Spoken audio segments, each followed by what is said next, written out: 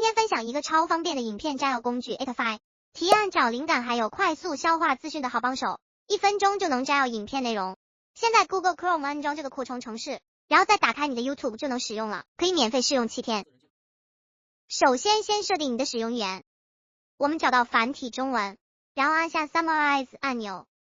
最左边的灯泡模式可以帮大家快速抓出影片的内容重点，左2的模式则是根据实践咒做整理。